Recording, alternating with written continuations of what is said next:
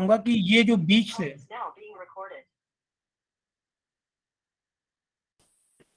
प्रवेश कुमार जी अपना camera off करिए।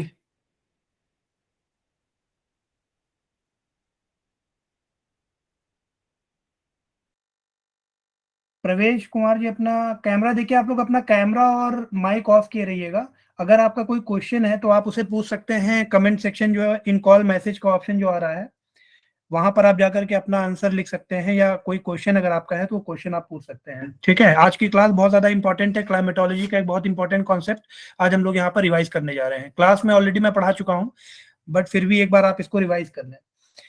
तो यहाँ पर आपको पता है कि जो बिल्कुल बीच से लैटिट्यूड जाता है अर्थ के, वो आपका कौन सा लैटिट्यूड है? वो आपका है 0 डिग्री इक्वेटर। ये आपका 0 डिग्री इक्वेटर है। ठीक है, जो आप देख पा रहे हैं यहाँ पर, ये है आपका 0 डिग्री इक्वेटर। इसके बाद 30 to 35 डिग्री नॉर्थ लैटिट्यूड है आपका ये वाला, और फिर 60 to 65 डिग्री नॉर्थ लैटिट्यूड है, और फिर आपका ये है 90 डिग्री, 90 डिग्री नॉर्थ।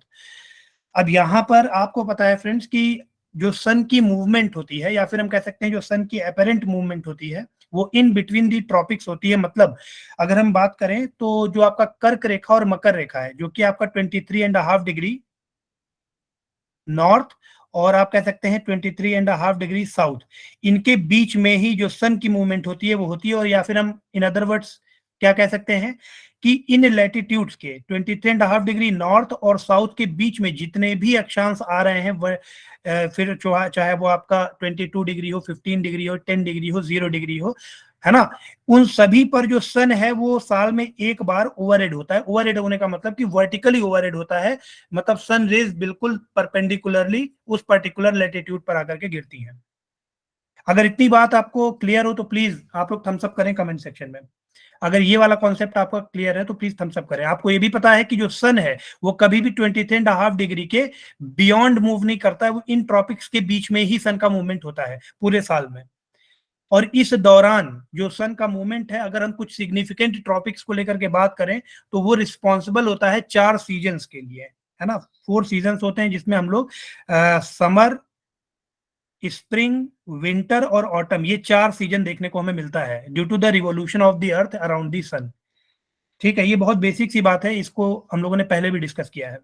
तो मतलब जो सन का मूवमेंट है वो इन लैटिट्यूड्स के बीच में ही होगा। यहाँ पर ये मैं एरो बना रहा हूँ, सन है वो इन्हीं लैटिट्यूड्स के बीच में मूव करेगा। जब सन हमारा इक्वेटर के ऊपर ओवरहेड होता है तो हमें इक्विनॉक्सेस देखने को मिलती हैं। ठीक है, इक्विनॉक्सेस में हम क्या पाते हैं कि जो दिन और रात है वो बराबर हो जाते हैं। लेकिन जैसे जैसे सन नॉर्थवर्ड जर्नी करता है, मतलब ट्रॉपिक ऑफ कैंसर या कर्क रेखा की तरफ मूव करता है, तो आपको पता है कि उत्तरी गोलार्ध में 21 जून को जब सन आपका ट्रॉपिक ऑफ कैंसर के ऊपर ओवरहेड होता है, तो जो उत्तरी गोलार्ध है हमारा नॉर्दर्न हेमिस्फेयर है, वहां पर समर सीजन होता है, आप कह सकते हो ग्रीष्म काल होता है। और इसी के विपरीत जो इसका काउंटर पार्ट है सदर्न हेमिस्फेयर या दक्षिणी गोलार्ध, वहां पर शीतकाल होता है या विंटर सीजन होता है। ठीक है, आपको ये भी पता है कि जब सन हमारा नॉर्थवर्ड या साउथवर्ड मूव करता है तो इसके साथ ही जो हमारे समताप रेखाएं हैं, है ना, जो हमारी समताप रेखाएं हैं वो भी उत्तर और दक्षिण की तरफ मूव करती हैं। ठीक है, और समताप रेखाओं को ही, या फिर आप कह सकते हैं सन को ही फॉलो करती हैं आइसोबार्स। आइसोबार्स कौन सी रेखाएं होती हैं? आइसोबार्स क्या होती हैं? Line joining places having equal amount of pressure, है ना, जो ऐसी लाइन जिस पर हर बिंदु पर जो प्रेशर हो वो समान हो, उसे हम आइसोबार्स कहते हैं, समदाब रेखाएं। तो अब आपको पता है कि यहां पर दाब का ही पूरा खेल है, प्रेशर का ही पूरा ये गेम है। तो इसमें अब आपको आइसोबार्स पर नजर रखनी है, और इनको आप कैसे ट्रैक कर सकते हो? सन के पोजीशन के साथ। अगर सन हमारा इक्वेटर के ऊपर आ रहा है तो हमारी आइसोबार्स, या फिर आप कह सकती हैं जो टेम्परेचर ज्यादा होगा वो इक्वेटर के ऊपर बहुत ज्यादा हो जाएगा। ठीक है, और टेम्परेचर और प्रेशर, इनके बीच में क्या रिलेशन होता है, कोई बताएगा? अगर हम हॉरिजेंटल या लेटरल बात करें, है ना, तो टेम्परेचर और प्रेशर के बीच में अक्षांशों के रिस्पेक्ट में क्या संबंध होता है, कोई बताएगा मुझे? Temperature directly proportional to pressure होता है या इनवर्सली प्रोपोर्शनल टू प्रेशर होता है? Sir inversely. इनवर्सली प्रोपोर्शनल होता है। जो टेम्परेचर होता है it is inversely proportional to the pressure. ठीक है, ये हॉरिजॉन्टल डिस्ट्रीब्यूशन ऑफ प्रेशर हम देखते हैं जब अक्षांशों के रिस्पेक्ट में। मतलब अगर हम इक्वेटर की बात करें तो यहाँ पर तापमान बहुत ज्यादा होने के कारण प्रेशर हमारा बहुत कम होगा। ठीक है, ये बात हमारी क्लियर हो गई। और आपको ये भी पता है कि इन अक्षांशों के मध्य एक अक्षांश ऐसा है जिसे हम 0 डिग्री लैटिट्यूड का नाम देते हैं, या फिर इसे हम इक्वेटर या विषुवत रेखा बोलते हैं। यहाँ पर सन या सूर्य साल में 2 बार वर्टिकली ओवरहेड होता है। 2 बार वर्टिकली ओवरहेड होने के कारण आप कह सकते हैं कि ये वाला जो हमारा रीजन है, जो बिल्कुल बीच से होकर के जा रहा है, ये बहुत ज्यादा एक्सेप्शनली गर्म हो जाएगा। ठीक है, यहां पर हाईएस्ट टेम्परेचर की कंडीशन बन जाएगी। हाईएस्ट टेम्परेचर कंडीशन होने के कारण ही हम कह सकते हैं यहां पर लोवेस्ट प्रेशर कंडीशन बनती है। लेकिन कब बनती है? जब सन हमारा इक्वेटर के ऊपर वर्टिकली ओवरहेड होता है। मतलब हम बात कर रहे हैं इक्विनॉक्सेस की। यहां पर जब इक्विनॉक्सेस का टाइम होता है तो यहां पर लो प्रेशर कंडीशन होती है। ये लो प्रेशर क्यों होती है, तो इसको आइए समझते हैं। तो यहां पर आपने देखा कि लो प्रेशर हमारा जनरेट हो रहा है। अब ये लो प्रेशर कैसे बन रहा है? क्योंकि जब सन हमारा यहां पर वर्टिकली ओवरहेड होता है तो फिर आप देखेंगे कि जो यहाँ की एयर होगी वो वार्म हो जाएगी, गर्म हो जाएगी। और आपको पता है कि जब हवा गर्म होती है तो वो ऊपर की तरफ उठती है, जैसा कि आप इस एरो में देख, ये हवा ऊपर की ओर उठेगी। और कहां तक उठेगी? तो आप कह सकते हैं कि ये वाली जो सीमा है हमारी, ये ट्रोपोपॉज की सीमा है। ट्रोपोपॉज का मतलब क्या होता है? हिंदी में कोई बताएगा ट्रोपोपॉज को क्या कहते हैं? क्षोभ सीमा, है ना? ये आपकी क्षोभ सीमा है ट्रोपोपॉज। तो जो एयर गर्म होकर के ऊपर उठी वो क्षोभ सीमा तक जाएगी और इसको क्रॉस नहीं कर पाएगी ड्यू टू डेंसिटी डिफरेंशिएशन, और we can say that due to pause in mixing of air. जो एयर मिक्स होना बंद हो जा रहा है तो ये एक आप कह सकते हैं वर्चुअल बाउंड्री की तरह काम करने लगता है जो हमारा ट्रोपोपॉज है। तो अब जो हवा यहाँ पर उठेगी वो ट्रोपोपॉज से टकरा करके उसके पास 2 ही रास्ते हैं, या तो वो इस डायरेक्शन में आएगी या तो वो चली जाएगी सब ट्रॉपिकल हाई प्रेशर बेल्ट की तरफ, नॉर्दर्न हेमिस्फीयर में 30 to 35 डिग्री नॉर्थ लैटिट्यूड की तरफ। अब यहां पर आपको पता है कि ये लो प्रेशर क्यों बना है? Due to the temperature. ये लो प्रेशर क्यों बना है? ये बना है सिग्निफिकेंटली आप कह सकते हैं तापमान के कारण, क्योंकि सन यहां पर वर्टिकली 2 बार ओवरहेड हो रहा था। इसीलिए हम इक्वेटोरियल लो प्रेशर बेल्ट को थर्मल बेल्ट का नाम भी देते हैं। अब आपके दिमाग में प्रश्न हो रहा होगा कि जो ये थर्मल बेल्ट है तो मतलब जो बाकी बेल्ट्स हैं या फिर जो बाकी पेटियां हैं उनके बनने का रीजन कुछ अलग होगा। तो इसीलिए जो वायुदाब पेटियां हमारी विंड प्रेशर बेल्ट्स हैं उनको 2 पार्ट में डिवाइड किया गया है। जो प्रेशर बेल्ट्स हैं उनको 2 कैटेगरी में डिवाइड किया गया है। एक कैटेगरी है आपकी थर्मल ओरिजिन वाली, जिसमें टेम्परेचर का मेन इंपॉर्टेंस होता है। ठीक है, एक पेटी आपकी टेम्परेचर के कारण बनती है और कुछ पेटियां हैं जो आपकी डायनामिक रीजंस के कारण बनती हैं, गतिमान, है ना? इनको बोलते हैं तापीय पेटी और ये होती हैं गतिमान। तो आपको पता चला कि तापीय पेटी में सबसे पहली पेटी कौन सी है? ये हमारी equatorial low pressure belt. Equatorial low pressure belt मतलब विषुवतीय निम्न दाब पेटी। इसमें अगर किसी को डाउट है कि इक्वेटोरियल लो प्रेशर बेल्ट जो है वो थर्मल है और क्यों है, तो आप लोग प्लीज पूछ सकते हैं इसको कमेंट सेक्शन में कि ये थर्मल बेल्ट क्यों है। क्योंकि यहां पर तापमान के कारण ही हवा ऊपर की तरफ उठ रही है। तो दूसरा कारण क्या हो सकता है? जो गतिमान कारण है वो क्या हो सकता है, कोई बताएगा? Sir centrifugal force. Centrifugal force due to which? Due to the rotation. Rotation of the earth. ठीक है, जो अर्थ का रोटेशन है, आपको पता है कि अर्थ जो है वो अपने एक्सेस पे वेस्ट टू ईस्ट डायरेक्शन में रोटेट कर रहा है। अब आपको पता है कि अगर कोई भी चीज सर्कुलर मोशन में है ना, वृत्तीय गति में है, तो आप कह सकते हो कि वहां पर 2 तरह के अपेरेंट फोर्स काम करते हैं या सूडो फोर्स काम करते हैं, जिन्हें हम सेंट्रीफ्यूगल फोर्स, केंद्रापसारी बल, और सेंट्रीपिटल फोर्स, केंद्राभिसारी बल का नाम देते हैं। जो सेंट्रीफ्यूगल फोर्स है it works away from the centre. जैसे सपोज करो कि ये आपका एक सर्किल है, ठीक है। जो सेंट्रीपिटल फोर्स है वो केंद्र की ओर काम करता है और जो सेंट्रीफ्यूगल फोर्स है वो केंद्र के विपरीत दिशा में काम करता है, मतलब opposite to the direction of centripetal force. और ये दोनों एक दूसरे को बैलेंस करते हैं, तभी ये जो ऑब्जेक्ट है वो अपने मोशन में रह पाता है।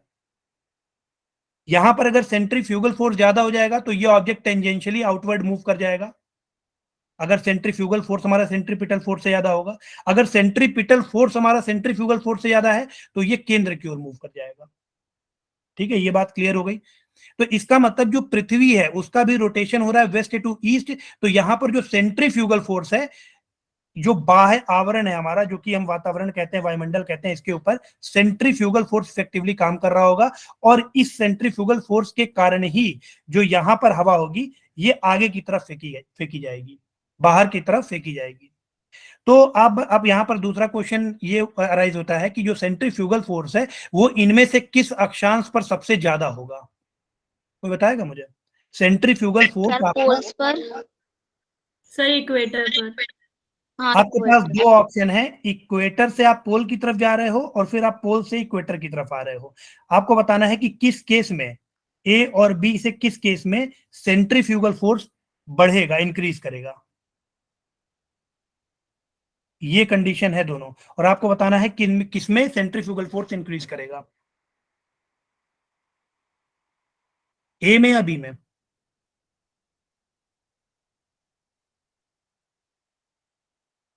Poles to equator, poles to equator, very good. तो जो सेंट्रीफ्यूगल फोर्स है वो आपका पोल से इक्वेटर की तरफ इंक्रीज क्यों करता है? कोई एक्सप्लेन करेगा इसको? सर रोटेशन ऑफ अर्थ की वजह से। Due to the rotation of the earth. Sir क्योंकि इक्वेटर का जो एरिया है वो ज्यादा बड़ा है, इस वजह वेरी से। गुड। जो इक्वेटर वाला हमारा सर्किल है, आपको पता होना चाहिए कि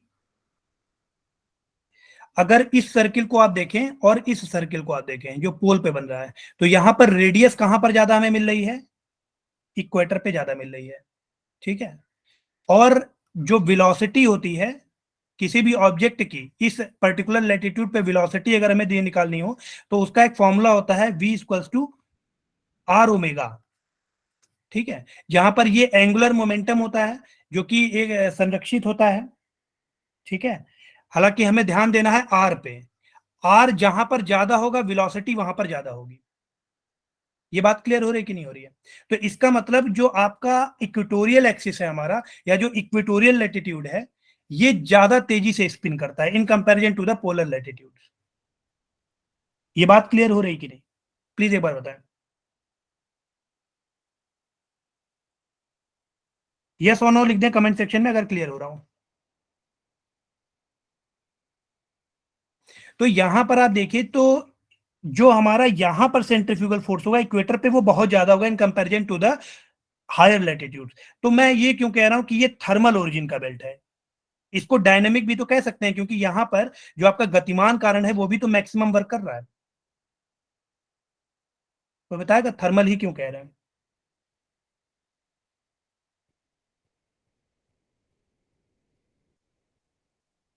यहां पर जो डायनेमिक रीजन है वो भी तो बहुत ज्यादा है।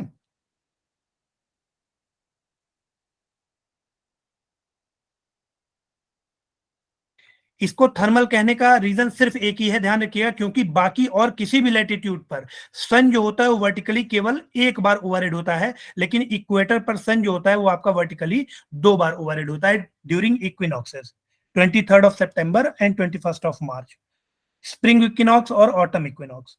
तो इसलिए ये एक्सेप्शनली हीट यहां पर ज्यादा होती है, तो इस कारण से एयर ऊपर उठती है और इसे हम थर्मल ओरिजिन के बेल्ट की कैटेगरी में डालते हैं, बजाय इसके कि हम इसे डायनामिक रीजन में रखें। लेकिन आप बताओ, अब 30 टू 35 डिग्री नॉर्थ और 60 टू 65 डिग्री नॉर्थ को जरा कंपेयर करो आपस में, इन दोनों को। आप बताओ अगर यहां पर डायनामिक रीजन काम कर रहा हो, क्योंकि आपको पता है 30 टू 35 डिग्री नॉर्थ पर सन तो ओवरहेड होता नहीं है, तो यहां पर तो अब डायनेमिक रीजन ही काम करेगा। तो इन दोनों में सबसे ज्यादा फेवरेबल कंडीशन हवा के ऊपर उठने की किस लैटिट्यूड पर है? प्लीज बताएं, इसका आंसर दें। सेंट्रीफ्यूगल फोर्स कहां पर ज्यादा होगा? 32 सब ट्रॉपिक्स में या सब पोलर रीजन में? 30 to 35। 30 टू 35 डिग्री नॉर्थ पर जो सेंट्रीफ्यूगल फोर्स है इन कंपैरिजन टू सब पोलर रीजन CF2, ये ज्यादा बड़ा होगा। उसके बाद भी यहां पर आप देखिए 30 टू 35 डिग्री नॉर्थ पे सब ट्रॉपिक पे एरो नीचे की तरफ बना हुआ है, एयर नीचे की तरफ गिर रहा है। इसका कारण कोई बता सकता है क्या? ये भी तो ये ऊपर होना चाहिए था ना, यहां पर भी तो सेंट्रीफ्यूगल फोर्स ज्यादा है in comparison to 65 degree north. तो यहां पर हवा नीचे की तरफ क्यों गिर रही है, ऊपर क्यों नहीं उठ रही है? सर क्योंकि एयर कन्वर्ज हो रही है सर, ट्रोपोपॉज से ऊपर नहीं जा सकती तो नीचे की तरफ सिंक हो गई। Very good. यहां पर आप देख रहे हैं एक कन्वर्जेंस दिखाई दे रहा है। अगर अपर एटमॉस्फेयर की हम बात करें ट्रोपोपॉज के पास, तो सब पोलार रीजन से एक एयर आ रही है, एक ब्रांच एयर की आ रही है, और इक्वेटोरियल जो रीजन है वहां से एक ब्रांच एयर की आ रही है, और अपर एटमॉस्फेयर में ये आपस में कन्वर्ज हो रहे हैं। तो ये इधर तो जा नहीं सकते, तो इनके पास एक ही रास्ता है नीचे आने का, इधर की तरफ। दूसरा रीजन आप ये भी कह सकते हैं कि यहां से हवा ऊपर तो उठना चाहती है, यहां से हवा ऊपर उठती भी है, लेकिन इस हवा को कौन सी हवा दबाती है? जो इक्वेटर से बहुत सारी एयर ऊपर की तरफ उठ रही है और आपके सब ट्रॉपिकल रीजन की तरफ बढ़ रही है आगे। तो ये इधर से आती हुई हवा इसको धड़ाक से नीचे दबा देती है, क्योंकि यहां से बहुत ज्यादा एक्सेप्शनल हीट है ना। तो यहां से एयर बहुत ज्यादा मात्रा में ऊपर उठ रही है, यहां पर अपवेलिंग बहुत ज्यादा होने के कारण ही ये सब्सिडेंस हो रहा है, ध्यान रखिएगा। तो यहां पर दो रीजन है सब्सिडेंस के, एक तो कन्वर्जेंस हो गया और दूसरा है due to intense upwelling of air from the equatorial low pressure area. इस कारण से जो 30 to 35 डिग्री नॉर्थ लैटिट्यूड है वहां पर हमारा सब ट्रॉपिकल हाई प्रेशर बेल्ट बन जाता है। आपको पता है कि एयर जहां पर बहुत ज्यादा एयर जाती है वहां पर वो कैसा प्रेशर बनाती है? हाई प्रेशर बनाती है। लेकिन इसको ऐसे कंफ्यूज मत होइएगा, एयर हमेशा हाई प्रेशर से लो प्रेशर की ही तरफ मूव करती है, ठीक है। लेकिन अगर यहां पर हाई प्रेशर है तो ये हाई प्रेशर क्यों रहा होगा? क्योंकि यहां पर बहुत सारी हवा गिर रही होगी आकर के, तभी तो ये हाई प्रेशर बना होगा। लेकिन मूव ये हमेशा हाई टू लो ही करेगी।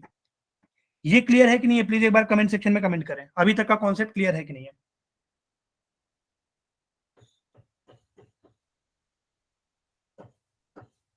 ठीक है। तो अब आपको पता चला कि जो इक्वेटोरियल रीजन है हमारा, वहां से एयर ऊपर की तरफ उठ रही है। ठीक इसी समय पे आप देखिए पोलार हाई प्रेशर जो जोन बनता है हमारा, वो क्यों बनता है? क्योंकि यहां पर टेम्परेचर सरफेस पे बहुत ज्यादा कम है, पोलर रीजन में आइसबर्ग्स है। ये टेम्परेचर बहुत ज्यादा कम होने के कारण भी यहाँ पर हाई प्रेशर बनेगा। और ये हाई प्रेशर क्यों बन रहा होगा? क्योंकि यहाँ पर इंटेंस सब्सिडेंस होता है। जैसे यहाँ पर इंटेंस अपवेलिंग हो रही थी इक्वेटोरियल रीजन में, वैसे यहाँ पर सब्सिडेंस एयर का बहुत ज्यादा होता है, और ये नीचे सरफेस पे एक हाई प्रेशर बनाता है।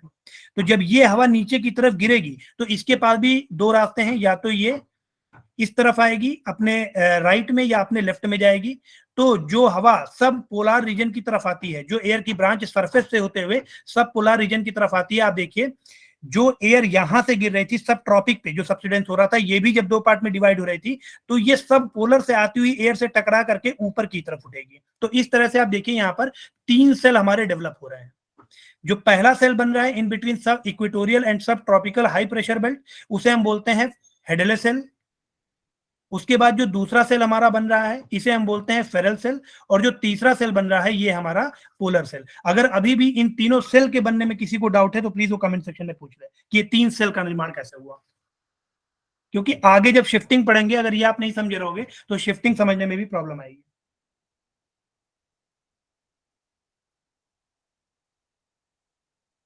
अभी तक का जो कॉन्सेप्ट है, ये जो त्रिकोशिकीय आप कह लो मॉडल बना है, ये तीन सेल का जो मॉडल है, इसमें अगर कोई प्रॉब्लम हो रही है तो प्लीज आप पूछ लें। एक बार मैं जल्दी जल्दी रिवाइज कर देता हूं। इक्वेटोरियल लो प्रेशर एरिया से एयर ऊपर की तरफ उठेगी, ट्रोपोपॉज से टकराने के बाद जेट स्ट्रीम बनकर, या फिर आप कह सकते हैं ट्रॉपिकल जेट बनकर के, ये आपकी जेट स्ट्रीम है, ट्रॉपिकल जेट बनकर के वो सब ट्रॉपिकल हाई प्रेशर बेल्ट की तरफ जाती है।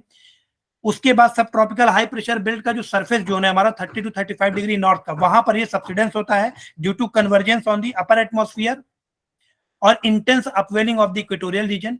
ठीक है, तो ये यहां तक आ गया। इसी टाइम पर आप देखिए जो पोलर हाई प्रेशर बेल्ट बन रहा है, यहां पर सब्सिडेंस हो रहा है, यहां से एक ब्रांच आएगी सब पोलर रीजन की तरफ। ठीक है, अब 60 to 65 डिग्री नॉर्थ और 35 डिग्री नॉर्थ में दोनों में सेंट्रीफ्यूगल फोर्स ज्यादा है सब ट्रॉपिकल हाई प्रेशर बेल्ट का, लेकिन यहां पर एयर का सब्सिडेंस हो रहा है। रीजन आपको पता है, यहां पर तो अपवेलिंग ही होगी क्योंकि इस हवा को दबाने के लिए कोई एयर है नहीं, कहीं पर कन्वर्जेंस हो नहीं रहा है पर एटमॉस्फेयर में, तो ये हवा ऊपर की ही तरफ उठेगी क्योंकि ये पोलर रीजन से सेंट्रीफ्यूगल फोर्स यहाँ पर ज्यादा है। जब ये हवा ऊपर की तरफ जाएगी ट्रोपोपॉज से टकरा करके एक ब्रांच चली जाएगी पोलर हाई प्रेशर की तरफ और दूसरी ब्रांच चली जाएगी आपकी सब ट्रॉपिकल हाई प्रेशर की तरफ। तो इस तरह से यहाँ पर तीन सेल का हमारे पास निर्माण होता है। पहला सेल है आपका हेडले सेल, दूसरा है फेरल सेल और तीसरा है पोलर सेल। ये तो आपका था त्रिकोशिकीय संरचना। अब यहां पर आप देखिए जो एयर चल रही है उसकी डायरेक्शन, अब अगर सीधा साधा हम लोग डायरेक्शन बनाए हाई टू लो प्रेशर का, क्योंकि आपको पता है जो एयर है वो high pressure to low pressure ही मूव करती है। तो सीधा साधा डायरेक्शन में आप देखेंगे कि जो एयर है उसकी डायरेक्शन कैसी होनी चाहिए थी, जो आप मैं रेड कलर में जो बना रहा हूं ठीक वैसी ही तो होनी चाहिए थी।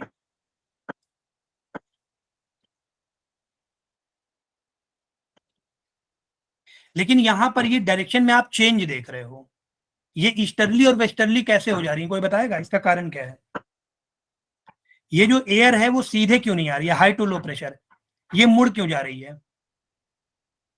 इसको भी क्लास में डिस्कस कर चुका हूं मैं, इसीलिए पूछ रहा हूं आप लोगों से। सर फैराडेस लॉ की वजह से।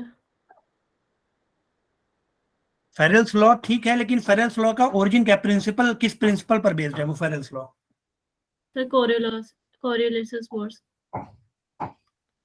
कोरियोलिस फोर्स, ये क्या है? तो इसका पता कोरियोलिस ने ही लगाया था। कैसे लगाया था इसको ये देख लेते हैं। जो ओरिजिनल डायरेक्शन है एयर की या विंड की वो तो यही होनी चाहिए थी, ठीक है, लेकिन ये डायरेक्शन चेंज कैसे हो जाती है इसको आइए समझते हैं। कोरियोलिस ने एंगुलर मोमेंटम का फॉर्मूला उठाया। एंगुलर मोमेंटम का फॉर्मूला क्या होता है? Mass into velocity into radius, mvr, ठीक है। एंगुलर मोमेंटम का फॉर्मूला होता है एमवीआर। पूरे अर्थ का एंगुलर मोमेंटम सेम होगा, क्योंकि अब एंगुलर मोमेंटम किसमें होता है आपको पता है, जो बॉडी रोटेट कर रही हो, घूम रही हो। इसका एग्जांपल आप ले सकते हैं कि अगर आप कार में सपोज करो जा रहे हो कहीं पर, ठीक है, और कोई घुमावदार मोड़ आता है, आपके हाथ में कॉफी है, जब आप मोड़ पे आते हो सपोज करो आप सतर्क नहीं हो तो कॉफी गिर जाएगी। उसका रीजन कोई बता सकता है क्यों ऐसा होता है?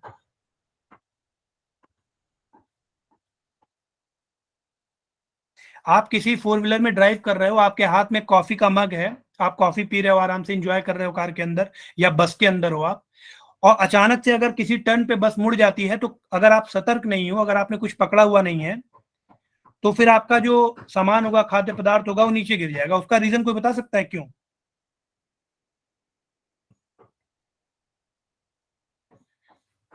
तो ऐसा कहा माना जाता है कि जो आपका व्हीकल है, आप जिसमें ट्रेवल कर रहे हो, उसका जो एंगुलर मोमेंटम है वो एड ऑन हो जाता है आपके आपके ऊपर, ठीक है। जो लॉ ऑफ इनर्शिया हम लोग पढ़ते हैं, जड़त्व का नियम, ठीक उसी तरह अगर ये हमारी अर्थ जो है अगर ये रोटेट ना कर रही होती अपने एक्सेस पे, तो विंड ऐसे ही बह जाती है आपकी, हाई टू लो प्रेशर ही जाती। पर जो अर्थ है हमारी वो रोटेट कर रही है वेस्ट टू ईस्ट डायरेक्शन में। अर्थ का रोटेशन है वेस्ट टू ईस्ट डायरेक्शन में। इस रोटेशन के कारण जो अर्थ का एंगुलर मोमेंटम है वो यहां इस पर मूव कर रहे किसी भी ऑब्जेक्ट पर अप्लाई हो जाता है। अब एंगुलर मोमेंटम को अगर अप्लाई करें हम लोग इनमें से किसी भी एक लैटिट्यूड पर, तो आइए देख लेते हैं। सपोज कीजिए कि यहां पर ये एक ऑब्जेक्ट है, ठीक है। अब ये ऑब्जेक्ट सब ट्रॉपिकल हाई प्रेशर से सब पोलार लो प्रेशर की तरफ जा रहा है। तो सपोज करो ये इस हिसाब से ऐसे मूव कर रहा है, ठीक है, लेकिन अर्थ जो है वो वेस्ट टू ईस्ट डायरेक्शन में घूम रही है, ये आपको पता है। इसका मास मान लेते हैं 1 है, ठीक है, एमवीआर वाले फॉर्मूले पे लगाते हैं। मास सपोज करो इसका 1 है। यहां पर सब ट्रॉपिकल हाई प्रेशर बेल्ट का जो लैटिट्यूड है इसकी रेडियस ज्यादा होगी, या सब पोलार जो लो प्रेशर बेल्ट है इसका रेडियस ज्यादा होगा? लैटिट्यूड्स के रेडियस जो है वो इक्वेटर से पोल्स की तरफ जाने पर कम होते जाते हैं या ज्यादा होते जाते हैं, सब या सेम ट्रॉपिकल पे ज्यादा होगी सर, सब ट्रॉपिकल पे ज्यादा होगी। ट्रॉपिकल हाई प्रेशर बेल्ट पे जो रेडियस है वो हमारी ज्यादा होगी।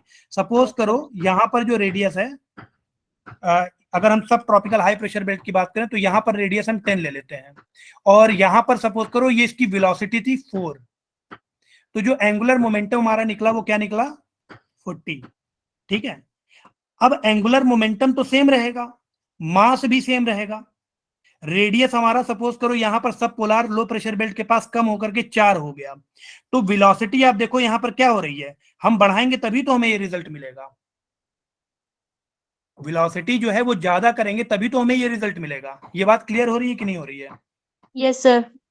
अब ये जो वेलोसिटी में एड ऑन हुआ है, आप देखिए 4 में 6 और जुड़ा है, जो ये वेलोसिटी में एड ऑन डिफ्लेक्शन के फॉर्म में होता है, ध्यान रखिएगा। इसीलिए कहा जाता है कि वेलोसिटी जितनी ज्यादा होगी डिफ्लेक्शन उतना ही ज्यादा तगड़ा होगा, और इसी डिफ्लेक्शन को, इसी अपरेंट फोर्स को हम कोरियोलिस फोर्स का नाम देते हैं। ये पॉइंट क्लियर है कि नहीं है, प्लीज बताएं। Yes sir.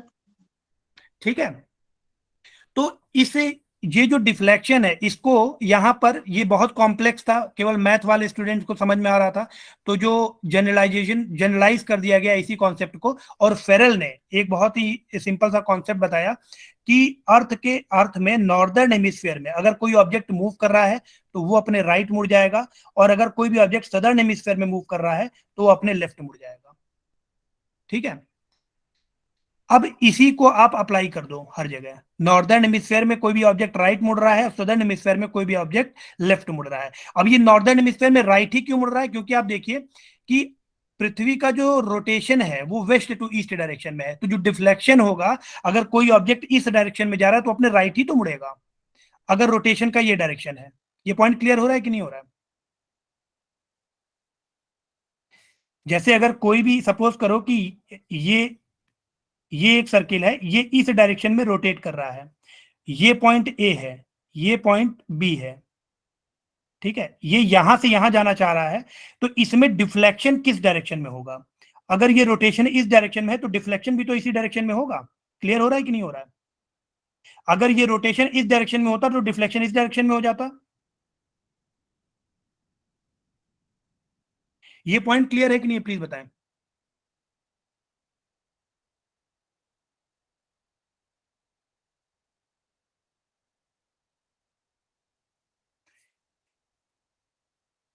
ठीक है, तो अब इसी कॉन्सेप्ट को हम लोग नॉर्दर्न हेमिस्फीयर में अप्लाई करके देखते हैं।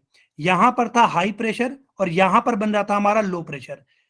विंड की डायरेक्शन ये होनी चाहिए थी high pressure to low pressure. ठीक है, अब यहां पर डिफ्लेक्शन जो हो रहा है नॉर्दर्न हेमिस्फीयर में, मैंने बोला, सॉरी फेरल ने बोला था कि नॉर्दर्न हेमिस्फीयर में कोई भी ऑब्जेक्ट अपने राइट मुड़ जाएगा, तो अगर इस ऑब्जेक्ट की ये डायरेक्शन है सीधी, तो अपने राइट ऐसे ही तो मुड़ेगा। तो इसीलिए यहां पर आप देखिए जो विंड्स की डायरेक्शन है वो ऐसी है। ठीक है, वेस्ट टू ईस्ट, इन्हें बोलते हैं वेस्टर्लीज। क्लियर हो रहा है कि नहीं हो रहा है? विंड जिधर से आ रही होती है उसके आधार पर उसका नामकरण किया जाता है। वेस्ट टू ईस्ट जा रही है इसलिए हम इसे वेस्टर्ली बोल रहे हैं। ठीक इसी तरह अगर यहां पर अप्लाई करें पोलर हाई से सब पोलर लो की तरफ, तो ये अपने राइट मुड़ेगा, इसको अपने राइट मोड़ेंगे तो ये नीचे की तरफ देख रहा है, तो इसका राइट क्या हो जाएगा? ये हो जाएगा। तो इसीलिए यहां पर देखिए विंड्स की डायरेक्शन ये है। ठीक है, अब ये ईस्ट से वेस्ट की तरफ आ रहा है, इसीलिए इसे हम बोलते हैं क्या? ईस्टर्ली। इसी तरह नीचे सदर्न हेमिस्फीयर में भी आपका ये 30 डिग्री और 60 डिग्री के बीच में वेस्टर्ली हो जाएगा और पोलर सब पोलर के बीच में ईस्टर्ली हो जाएगा। जो बीच में आप देख रहे हैं यहाँ पर सब ट्रॉपिकल हाई प्रेशर बेल्ट्स के बीच में 30 डिग्री नॉर्थ और साउथ के बीच में आप देखिए, तो यहाँ पर आपको प्रीडोमिनेंटली ईस्टर्लीज दिखाई देंगे। क्यों? क्योंकि अगर आप हाई से लो एयर को मूव कराएं, इसको राइट में मोड़ें, तो इसकी डायरेक्शन यही तो होगी। उसी तरह हाई से लो में अगर इसको अगर अपने सदर्न हेमिस्फीयर में आप लेफ्ट मोड़ेंगे तो लेफ्ट मोड़ने की डायरेक्शन यही तो होगी। ठीक है, तो इक्वेटोरियल लो प्रेशर बेल्ट जो हमारा बन रहा है वहां पर देखिए एक कन्वर्जेंस आपको दिखाई देगा नॉर्थ और साउथ में, नॉर्दर्न हेमिस्फीयर और सदर्न हेमिस्फीयर में। ये पॉइंट क्लियर हो रहा है कि नहीं हो रहा है? प्लीज बताएं, यस और नो। Yes sir. ये यहां पर कन्वर्जेंस हो रहा है। सपोज करो कि कोई विंड सरफेस पे ऐसे विंड आ रही है, इधर सरफेस पे एक विंड आ रही है, यहां पर इंटेंस हीटिंग है, ये सीधे ऊपर उठ जा रही है।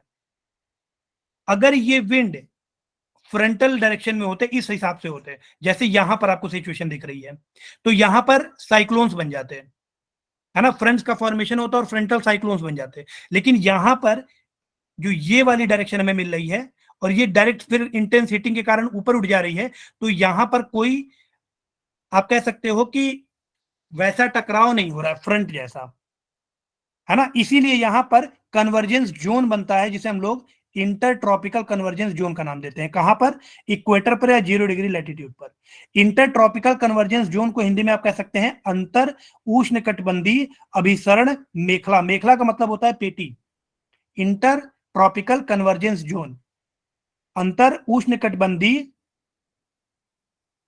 अभिसरण मेखला। तो इक्वेटोरियल लो प्रेशर वाला जो एरिया है यहां पर इतना ज्यादा टर्बुलेंस नहीं दिखाई देगा, इसीलिए इसको काम कंडीशन वाला एरिया बोला जाता है, या फिर आप कह सकते हो अदर वर्ड्स में डोल्ड्रम। ये बात क्लियर हो रही है कि नहीं हो रही? प्लीज बताएं।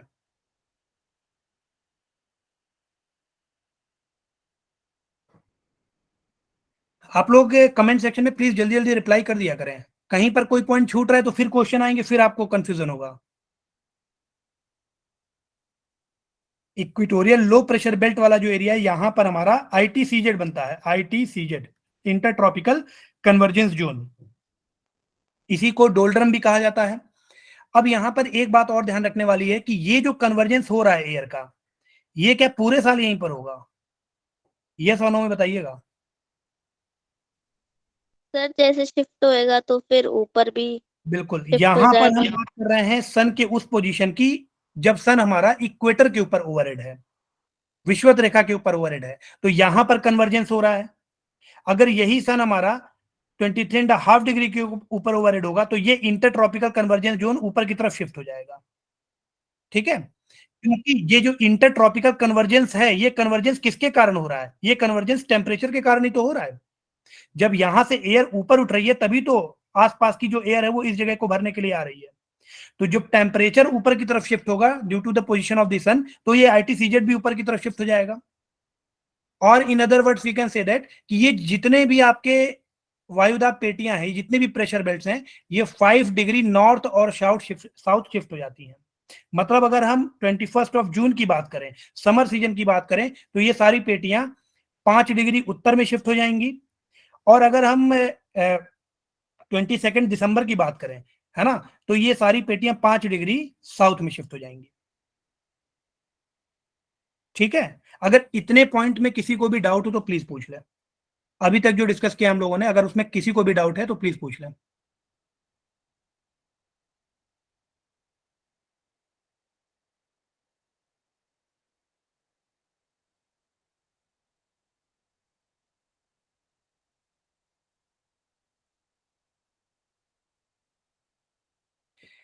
तो अगर आपसे पूछा जाए कि इन ये जो लैटिट्यूड्स लिखे हुए हैं, यहां पर ऐसा कौन सा लैटिट्यूड है जहां पर सर शिफ्टिंग वाली बात रिपीट कर दीजिए। ठीक है, शिफ्टिंग वाली बात मैं अभी रिपीट कर रहा हूँ।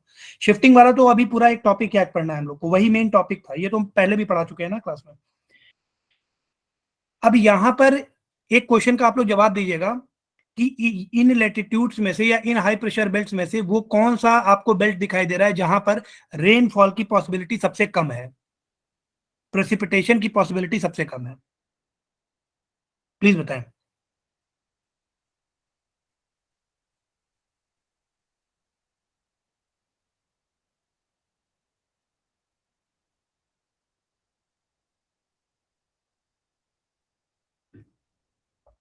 आराम से इसको देखें, सोच करके जवाब दें। Sir 30-35 degree north. क्यों?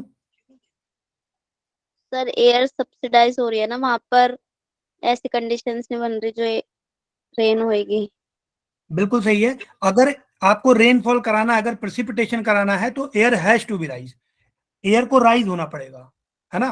क्योंकि आपको पता है कि जब एयर गर्म होकर के ऊपर उठती है तो जैसे जैसे वो ऊपर उठती है वो ठंडी होती जाती है, और एक सिचुएशन पॉइंट आ जाता है जहां पर कंडेंसेशन होता है, क्लाउड फॉर्मेशन स्टार्ट हो जाता है हाइग्रोस्कोपिक न्यूक्लियाइज की मदद से। अब जब क्लाउड फॉर्मेशन होगा तो आपको पता है कि जब जो आपके मॉइस्चर ड्रॉप्स होते हैं जब वो भारी हो जाते हैं तो प्रेसिपिटेशन या रेनफॉल के फॉर्म में सरफेस पर आकर के गिरते हैं। तो यहाँ पर सबसे प्री कंडीशन क्या है? एयर का राइज होना, पर यहाँ पर एयर का सब्सिडेंस हो रहा है। बात क्लियर हो रही है कि नहीं? तो इसलिए यहाँ पर प्रेसिपिटेशन के चांसेस बहुत कम है। इसके बाद जो सेकंड बात है वो आपका है पोलर हाई रीजन। अच्छा, जब प्रेशर बेल्ट शिफ्ट हो रहे थे तो आप लोग प्लीज बताइए कि क्या इनमें से कौन कौन से बेल्ट शिफ्ट होंगे? जो शिफ्टिंग का मैंने कॉन्सेप्ट बताया, एक बार फिर से मैं बता रहा हूँ, उज्जवल जी ने पूछा था। देखिए, जब मैंने बोला कि जब ये वाली जो कंडीशन हम लोगों ने अभी पढ़ी, ये कब है? ये तब की कंडीशन है जब सन हमारा इक्वेटर के ऊपर ओवरहेड है। सन इक्वेटर के ऊपर ओवरहेड कब होता है? 21 मार्च और 23 सितंबर, इक्विनॉक्सेस के टाइम पर। इन दोनों समय पर या इन दोनों कंडीशंस के दौरान जो विंड सर्कुलेशन होगा, ग्लोबल विंड सर्कुलेशन, वो इसी टाइप का होगा। लेकिन जब हमारा नॉर्थवर्ड जर्नी करता है सन, या फिर आप कह सकते हैं जब ये 21 जून को ट्रॉपिक ऑफ कैंसर के ऊपर ओवरहेड होता है, तो जो हमारा ये कन्वर्जेंस जोन है ये भी शिफ्ट होने लगता है। जब ये कन्वर्जेंस जोन शिफ्ट होगा तो आप बताइए कि ये जो बेल्ट है, प्रेशर बेल्ट, ये भी तो शिफ्ट होंगे। तो ऐसा जनरली देखा गया है कि सन के नॉर्थवर्ड और साउथवर्ड जर्नी के दौरान जो शिफ्टिंग होती है वो 5 डिग्री नॉर्थ और साउथ होती है। और इसी शिफ्टिंग के कारण ही एक बहुत ही पिक्यूलियर टाइप ऑफ क्लाइमेट हमें मिलता है, जिसे हम लोग बोलते हैं, जिस पर कल हम लोग क्वेश्चन कर रहे थे, मेडिटेरेनियन टाइप ऑफ क्लाइमेट। भूमध्य सागरीय जो जलवायु है वो इसी शिफ्टिंग का परिणाम है। इसी शिफ्टिंग के कारण हमारे यहाँ जो एक बहुत ही विशेष क्लाइमेट है, जिसको हम लोग मानसूनल टाइप ऑफ क्लाइमेट कहते हैं, इसी शिफ्टिंग के कारण ही ये मानसून टाइप ऑफ क्लाइमेट भी आता है। अगर अभी थोड़ी बात हम मानसून टाइप ऑफ क्लाइमेट की भी करेंगे, तो आप बताइए कि इनमें से कौन कौन सी पेटियां शिफ्ट होंगी, या कौन सी ऐसी पेटी है जो शिफ्ट नहीं होगी? प्लीज बताइए। Due to the movement of the sun, इनमें से कौन सा ऐसा बेल्ट है जो शिफ्ट, जिसमें शिफ्टिंग नहीं होगी?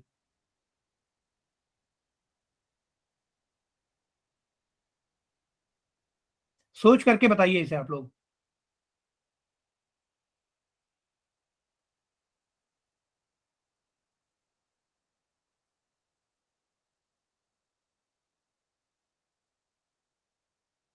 Polar high, very good. Amisha ji ने आंसर दिया है पोलर हाई। देखिए, पोलर हाई कोई बेल्ट नहीं है, मैंने पहले ही बताया कि ये एक जोन है। ठीक है, जो पोलर हाई प्रेशर एरिया है ये एक रीजन है, जोन है। तो ध्यान रखिएगा, जो शिफ्टिंग होती है वो बाकी सब बेल्ट्स की तो होती है। इवन हम कह सकते हैं जो सिग्निफिकेंट शिफ्टिंग के इम्प्लीकेशंस होते हैं वो हमें सब पोलर रीजन के बियॉन्ड ही दिखाई देते हैं। ठीक है, मतलब 60 डिग्री नॉर्थ और 60 डिग्री साउथ के बीच में ही इस शिफ्टिंग के जो इफेक्ट होते हैं वो हमें दिखाई पड़ते हैं, मेजर इफेक्ट जो जलवायु पर या क्लाइमेट पे पड़ते हैं।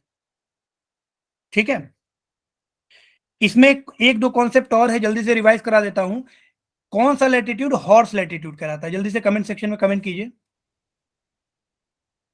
अश्व अक्षांश हम किन्हें कहते हैं? हॉर्स लैटिट्यूड किन्हें कहते हैं?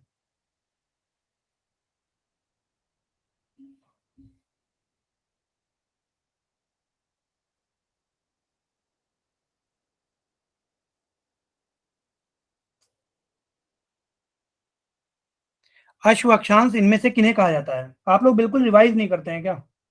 रितिका शर्मा जी का आंसर आया है 30 टू 35 डिग्री, वेरी गुड। जो सब ट्रॉपिकल हाई प्रेशर बेल्ट है हमारा, इसे हम लोग अश्व अक्षांश भी कहते हैं, क्योंकि इस शिफ्टिंग के कारण यहां पर भी, चूंकि एयर सबसाइड हो रही है इस लैटिट्यूड के हर पॉइंट पर, तो यहां पर भी एक काम कंडीशन बन जाती है। जो यहाँ पर वाटर मौजूद है ओशियंस में, वो बिल्कुल मूव नहीं करता है, जिसके कारण जो जहाज वगैरह जो पुराने समय में लोग व्यापार करते थे, तो उनमें घोड़ों का व्यापार बहुत ज्यादा प्रसिद्ध था।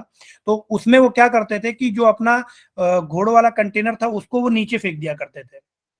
ठीक है, ताकि जो इसका वेट है वो कम हो जाए और आसानी से आगे बढ़ जाए, क्योंकि मैकेनाइज्ड बोट पर नहीं हुआ करते थे।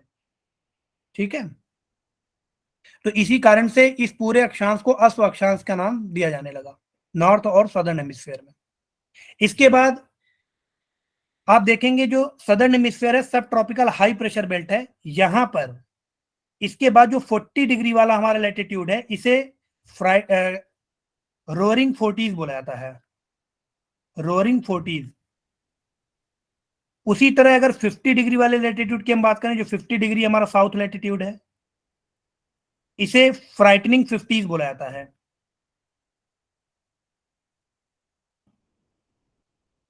और जो 60 डिग्री साउथ लैटिट्यूड है, इसे श्रेकिंग 60s बोला जाता है।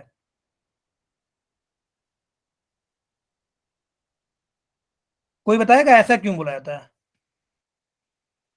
और क्या ये रोअरिंग 40s, फ्राइटनिंग 50, श्रेकिंग 60 जो हैं, ये नॉर्दर्न हेमिस्फीयर में भी पाए जाते हैं या सिर्फ सदर्न हेमिस्फीयर में? आंसर दीजिए जल्दी। देखिए, ये सारी चीजें डिस्कस कर चुके हैं हम लोग क्लास में। सर साउदर्न हेमिस्फीयर में ही होता है। नॉर्दर्न हेमिस्फीयर में क्यों नहीं होता है, इसका जवाब दें। Sir continental area northern hemisphere में ज्यादा है और ओशनिक एरिया साउथ में ज्यादा है, इस वजह से इनको कोई भी मतलब कोई भी कॉन्टिनेंट नहीं मिलता जिससे कि ये आर पार हो सके। कोई भी कॉन्टिनेंट नहीं मिलता है जिसके, क्या मतलब, इसका परिणाम क्या होगा? अगर कॉन्टिनेंट ओशन दोनों है तो इसका परिणाम क्या होता है? सदर्न हेमिस्फीयर हमारा डोमिनेटेड बाय ओशियंस है। जो सदर्न हेमिस्फीयर है यहाँ पर आप देखेंगे ओशियंस बहुत ज्यादा है ना। हाँ लेकिन अगर नॉर्दर्न हेमिस्फीयर में ओशियन कॉन्टिनेंट दोनों है, तो इसका परिणाम हाँ क्या जी, हाँ होगा? जी।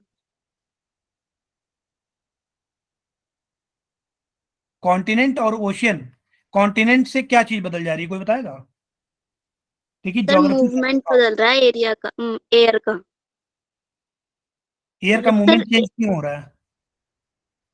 सर क्योंकि रिस्ट्रिक्शन आ रहा है कॉन्टिनेंट। सॉरी, एक बार रिपीट करें फिर से। सर कॉन्टिनेंट एक रिस्ट्रिक्शन आ जाता है एयर के बीच में, फ्लो में उसके। ठीक है, देखिए रिस्ट्रिक्शन लग रहा है, ये ठीक है, रेजिस्टेंस का काम कर रहा है कॉन्टिनेंट, ये ठीक बात है। लेकिन यहां पर आप देखेंगे कि ओशियंस में वाटर का डोमिनेंस होता है, ठीक है। वाटर बहुत ज्यादा होने की वजह से क्या होता है कि जो टेम्परेचर और प्रेशर कंडीशंस हैं ये समान रहती हैं ओशियंस में। कॉन्टिनेंट, ओशियन, कॉन्टिनेंट, ये कंडीशन अगर है तो इसमें सबसे ज्यादा प्रभाव किस पर पड़ेगा? किसी भी जगह के प्रेशर और टेम्परेचर पर, क्योंकि अब यहां पर वो वाला इफेक्ट काम करेगा, कॉन्टिनेंटलिटी और moderating effect of the ocean. महाद्वीपीय प्रभाव जो होता है वो यहां पर बहुत ज्यादा वर्क नहीं करता है सदर्न हेमिस्फीयर में in comparison to the northern hemisphere. ये महाद्वीपीय प्रभाव क्या है? क्योंकि आपको पता है कि जो कॉन्टिनेंट्स हैं वो बहुत जल्दी गर्म हो जाएंगे, बहुत जल्दी ठंडे हो जाएंगे, जिसके कारण बगल में जो उसके ठीक ओशियन है वहां पर टेम्परेचर कुछ और होगा, जिसके कारण प्रेशर कुछ और होगा। इसी तरह अगर वहां पर हम कॉन्टिनेंट्स की बात करें तो वहां पर टेम्परेचर प्रेशर भिन्न होगा in comparison to the oceans. तो जो आइसोबार्स और जो आप कह सकते हैं जो समताप रेखाएं हैं, है ना, ये बिल्कुल ऑलमोस्ट सीधी नहीं बनेंगी, है ना, ये इस तरह से आपको दिखाई देंगी।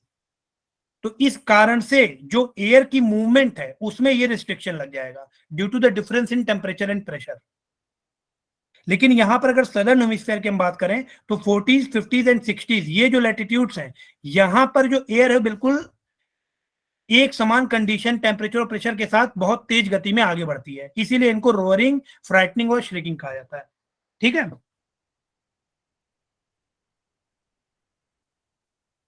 इतनी बात क्लियर है तो प्लीज कमेंट सेक्शन में थम्स अप कर दें आप लोग, जो भी लोग लाइव हैं। सभी स्टूडेंट्स अपनी अटेंडेंस केवल एक बार लगाएं। देखिए भूपेंद्र सर ने कमेंट किया है कि अटेंडेंस एक बार ही लगाएं आप लोग, ठीक है, मल्टीपल अटेंडेंस ना लगाएं।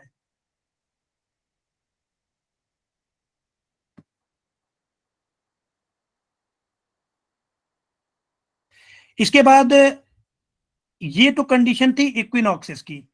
अभी इसके बाद अब जो सबसे इंपॉर्टेंट हमारा कॉन्सेप्ट है वो है शिफ्टिंग का, कि प्रेशर बेल्ट जो है वो शिफ्ट कैसे करते हैं। अच्छा, इस फिगर में अगर बहुत ज्यादा किसी को डाउट हो रहा हो तो इसको आप ऐसे भी बना सकते हैं, ध्यान रखिएगा।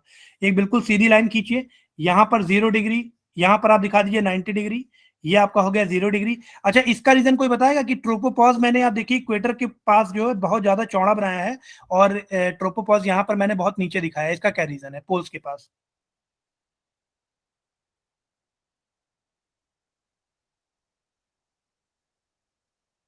ट्रोपोपॉज की जो हाइट है वो इक्वेटर के पास देखिए ज्यादा है और पोल्स के पास कम है। इसका रीजन कोई बताएगा? ये क्वेश्चन भी आपसे एग्जाम में पूछा जाता है। सर इक्वेटर पर स्ट्रॉन्ग कन्वेक्शनल करंट रहता है तो वो अपलिफ्ट ज्यादा करता है ऊपर। वेरी गुड, ठीक है, सभी को ये बात क्लियर है ना? ये आप लोग को दिमाग में बैठाना है, इस पे क्वेश्चन आते हैं एग्जाम में, पहले भी पूछे आ चुके हैं कि इक्वेटर पर स्ट्रॉन्ग कन्वेक्शन के कारण जो ट्रोपोपॉज होता है वो पीछे की तरफ ढकेल दिया जाता है, क्योंकि यहाँ पर हीटिंग बहुत ज्यादा है इक्वेटर पर, हाई टेम्परेचर है। ठीक है, इन कंपेरिजन टू पोल अगर हम देखें तो पोल्स में सब्सिडेंस इतना ज्यादा है कि ये इसको नीचे की तरफ खींच लेता है, या आप इसे ऐसे भी कह सकते हैं कि इसको ऊपर ढकेलने वाला कोई नहीं है। तो इसलिए ये पोल्स के बिल्कुल करीब में होता है, 8 से 18 किलोमीटर की हाइट में ये वेरी करता है इक्वेटर और पोल्स के बीच में। एक क्वेश्चन और मैं पूछूंगा कि टेम्परेचर यहां पर ज्यादा होगा ए वाले का पॉइंट पर या बी पॉइंट पर टेम्परेचर ज्यादा होगा? अपर एटमॉस्फेयर में ट्रोपोपॉज के पास इक्वेटर के ऊपर तापमान अधिक होता है या पोल्स के ऊपर? Sir poles. इसका रीजन कोई बताएगा? यार एक ही बच्चा पार्टिसिपेट कर रहा है क्या क्लास में? बाकी लोग भूल गए हैं क्या सारा चीज?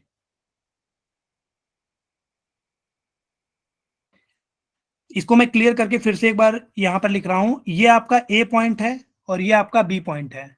ट्रोपोपॉज के पास ये अपर एटमॉस्फेयर में पॉइंट्स हैं। आपको बताना है कि तापमान कौन सा ज्यादा होगा, T1 या T2?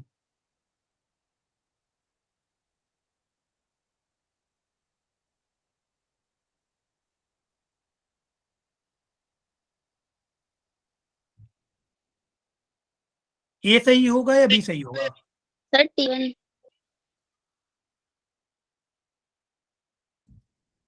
देखिए अभी एक बच्चे ने आंसर दिया था कि जो बी वाला ऑप्शन है हमारा ये सही होगा। तो ये बिल्कुल सही आंसर है। इसका रीजन कौन बताएगा?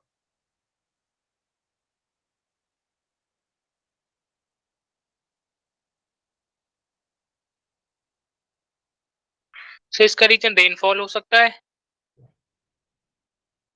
नहीं,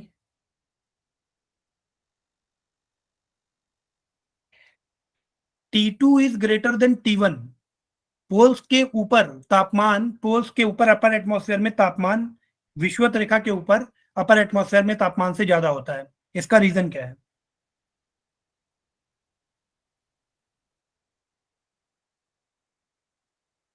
ये हाइट है, मैं इसको कह दे रहा हूं 8 किलोमीटर, और ये हाइट है 18 किलोमीटर। देखिए थोड़ा सोचिए इसको, ये क्यों ऐसा है? क्योंकि बार बार मैं ही बता दूंगा तो फिर आप लोग भूल जाएंगे। इसको मैं क्लास में बहुत अच्छे से मैंने समझाया था। इसका क्या कारण हो सकता है, ऐसा क्यों होता है, प्लीज बताएं। देखिए आपको पता है कि अगर हम इसके नीचे क्या है, ट्रोपोपॉज के नीचे वायुमंडल की जो परत है उसको हम क्या बोलते हैं? जल्दी से नाम बताइए। ट्रोपोस्फेयर। ट्रोपोस्फियर। ट्रोपोस्फियर में अगर हम नीचे से ऊपर की तरफ जाएं तो टेम्परेचर कम होता है या टेम्परेचर ज्यादा होता है? सर कम होता है। किस रेट से होता है? 6.5। 6.5 डिग्री सेंटीग्रेड पर किलोमीटर। पर किलोमीटर। ठीक है, इसे हम क्या बोलते हैं? Normal lapse rate.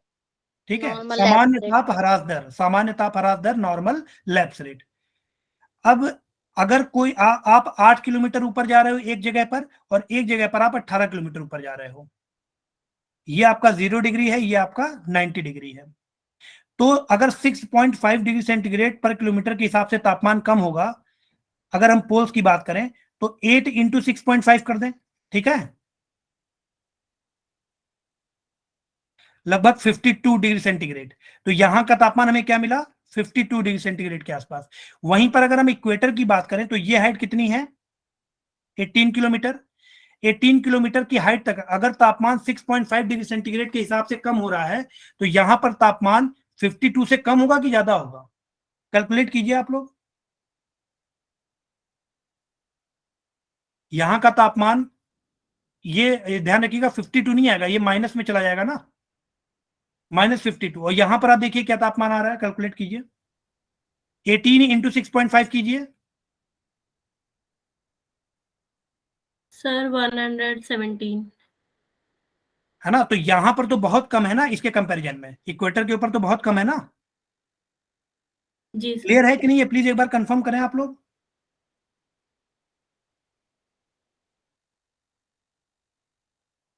देखिए जो लोग ऑनलाइन हो, क्या प्रॉब्लम क्या है, समझ में नहीं आ रहा है, क्या दिक्कत आ रही है?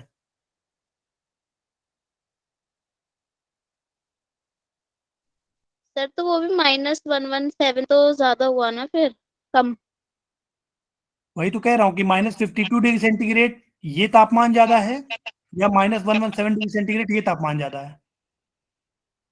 सर ज्यादा, -5 2.6, मतलब टेम्परेचर ज्यादा है उसका।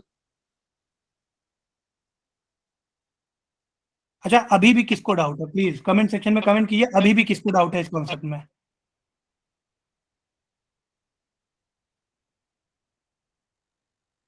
एक बार फिर से देखिएगा, फिर से आप लोग इसे देखिए। ये कंडीशन है, ये है आपका 90 डिग्री और ये आपका 0 डिग्री। ठीक है, 90 डिग्री के ऊपर पोल्स के ऊपर जो आपका ट्रोपोपॉज है वो है ऑलमोस्ट 8 किलोमीटर की हाइट है, और 0 डिग्री के ऊपर है 18 किलोमीटर। ठीक है, जो तापमान कम हो रहा है पर किलोमीटर वो हो रहा है 6.5 डिग्री सेंटीग्रेड पर किलोमीटर, ये तापमान में कमी आ रही है। तो अगर हम इस ए पॉइंट की बात करें जो 18 किलोमीटर है, यहां पर अगर हमें तापमान निकालना हो तो हम कैसे इसको निकालेंगे? 18 इंटू 6.5 ही तो करेंगे। इसको 6.5 ना मानो, इसको और थोड़ा इजी नंबर मान लेते हैं, चलो। ठीक है, इसमें कंफ्यूजन हो रही होगी आप लोगों को। ये है 18 किलोमीटर और ये है आपका 8 किलोमीटर। यहां पर हम तापमान मान ले रहे हैं, सपोज करो 100 डिग्री सेंटीग्रेड के हिसाब से कम हो रहा है। ठीक है, ये हाइपोथेटिकल कंडीशन में दे रहा हूं। अब 100 डिग्री सेंटीग्रेड के हिसाब से कम हो रहा है तो या 1 डिग्री सेंटीग्रेड मान लो इसको, 1 डिग्री सेंटीग्रेड के हिसाब से कम हो रहा है। 18 किलोमीटर जब हम ऊपर जाएंगे तो यहां पर तापमान क्या होगा?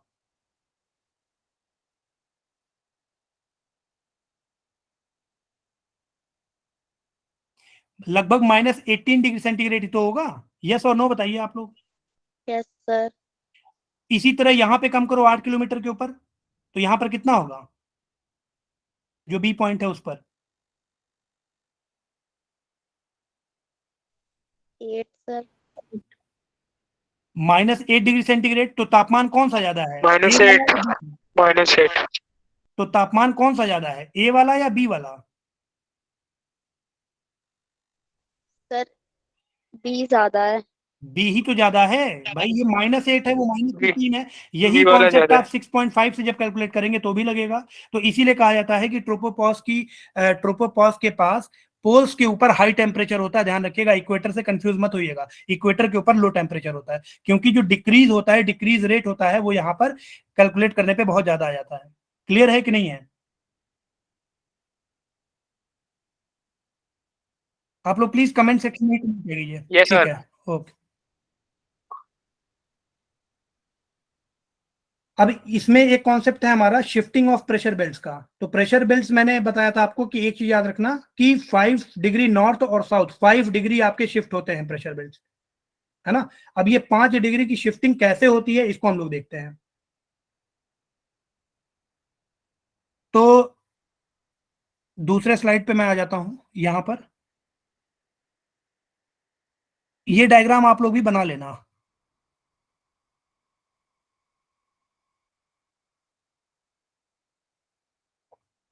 यहां पर है आपका इक्वेटोरियल लो प्रेशर बेल्ट,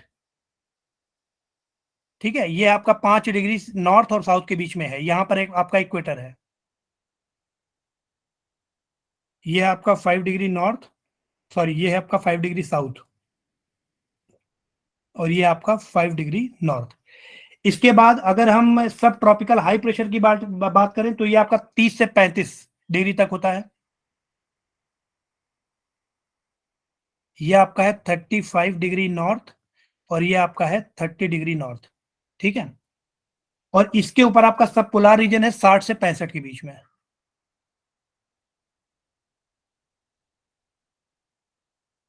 ये आपका है 60 डिग्री नॉर्थ, और ये आपका है 65 डिग्री नॉर्थ।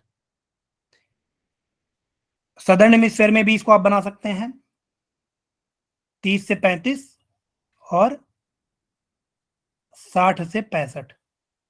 मैंने बोला कि 21 जून को 21 जून को जब सन आपका ट्रॉपिक ऑफ कैंसर पे होता है तो उस टाइम पर जो प्रेशर बेल्ट है वो 5 डिग्री नॉर्थ में शिफ्ट होंगे या साउथ में शिफ्ट होंगे? आंसर दीजिए आप लोग।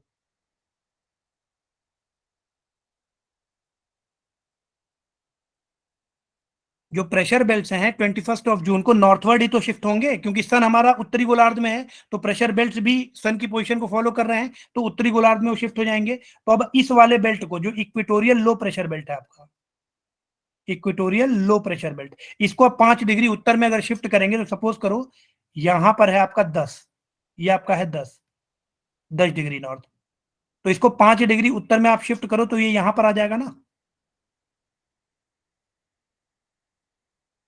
यहां पर भी एक लाइन बना दो आप। इसी तरह अगर हम इसे शिफ्ट करें 30-35 वाले बेल्ट को, सब ट्रॉपिकल हाई प्रेशर बेल्ट को, तो यहां पर भी आप इसे ऊपर की तरफ शिफ्ट कर दें इस तरह से। नीचे वाला जो बेल्ट है ये भी 5 डिग्री ऊपर की तरफ शिफ्ट हो जाएगा इस तरह से, और यहां पर जो बेल्ट है ये भी आपका 5 डिग्री शिफ्ट हो जाएगा इस तरफ से। ये कंडीशन कब की है? इसको हम शिफ्ट नहीं कर रहे हैं क्योंकि सब पोलार जो बेल्ट है ये हमारे लिए उतना सिग्निफिकेंट नहीं है, तो ये हम बात कर रहे हैं समर सीजन की। 21 जून जब सन हमारा ट्रॉपिक ऑफ कैंसर पर ओवरहेड है। ये आपका हो गया इक्वेटोरियल लो प्रेशर बेल्ट, ये आपका हो गया सब ट्रॉपिकल हाई प्रेशर बेल्ट, और ये आपका हो गया सब ट्रॉपिकल हाई प्रेशर बेल्ट, और ये आपका हो गया सब पोलार लो प्रेशर बेल्ट। ये कॉन्सेप्ट समझ में आ रहा है कि नहीं? शिफ्टिंग ये समझ में आ रही है कि नहीं जो मैंने यहां पर की है? यस और नो में बताएं प्लीज। शिफ्टिंग ये समझ में आ रही है कि नहीं?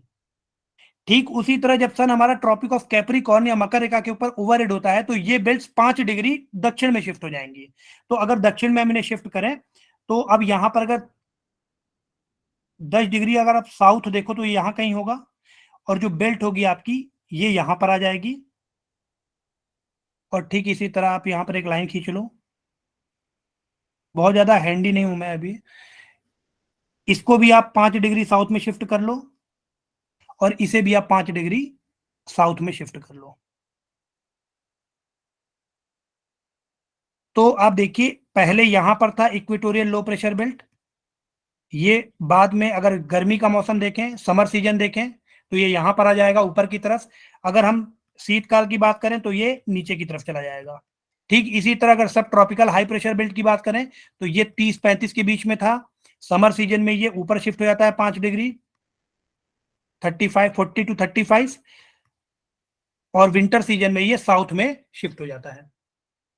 ये पॉइंट क्लियर हो रहा है कि नहीं शिफ्टिंग का? सर ये 60 डिग्री नॉर्थ वाली और ये साउथ वाली शिफ्ट क्यों नहीं हुए?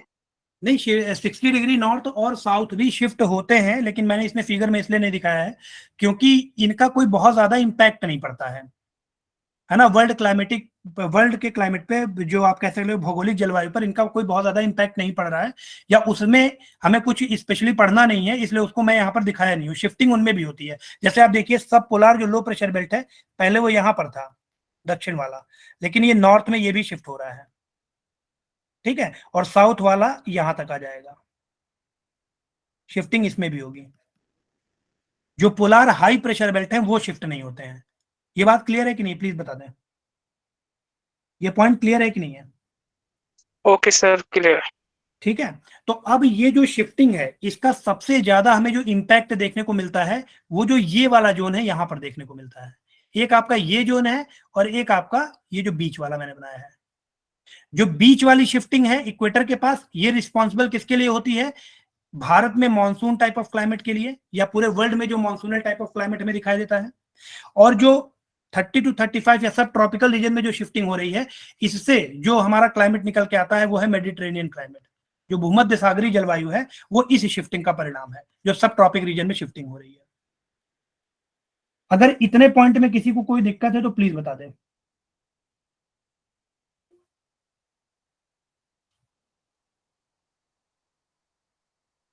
अगर इतना पॉइंट क्लियर है तो सर 60-65 वाली क्यों नहीं शिफ्ट नॉर्थ? नहीं हो गई वो तो ठीक है। पोलर हाई पे बेल्ट क्यों नहीं है शिफ्ट?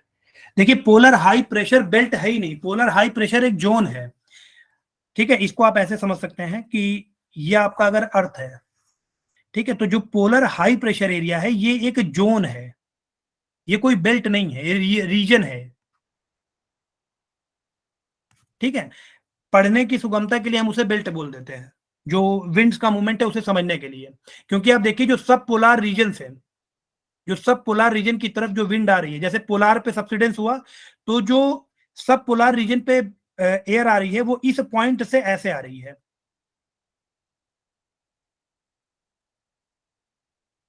क्लियर हो रहा है? तो ये एक रीजन है जहां से सरफेस पे स्टर्लीज चलती हैं, तो इसलिए हम इसे बेल्ट नहीं, मतलब इसे बेल्ट कंसीडर नहीं करते हैं, इसीलिए यहां पर शिफ्टिंग नहीं होती है। पॉइंट क्लियर है कि नहीं है? इसी के कारण यहां पर सरकम पोलर व्रिल बनता है, जो हमारे स्टेटोस्फेरिक क्लाउड्स है ना। स्टेटोस्फेरिक क्लाउड्स का फॉर्मेशन का मेन कारण यही है।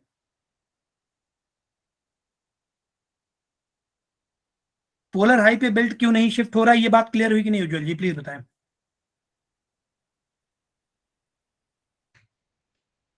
तो यहां पर हम लोगों ने देखा ये जो मेडिटेरेनियन टाइप ऑफ क्लाइमेट है, पहले हम इसे पढ़ेंगे कि यहां पर इस शिफ्टिंग का इस क्लाइमेट पे क्या असर पड़ रहा है, ठीक है। तो सबसे पहले अगर मेडिटेरेनियन टाइप ऑफ क्लाइमेट की हम बात करें तो वो रीजन आप समझिए कि मेडिटेरेनियन या भूमध्य सागरीय जलवायु कहां पर बनती है, या किन रीजन्स में ये भूमध्य सागरीय जलवायु हमारी पाई जाती है।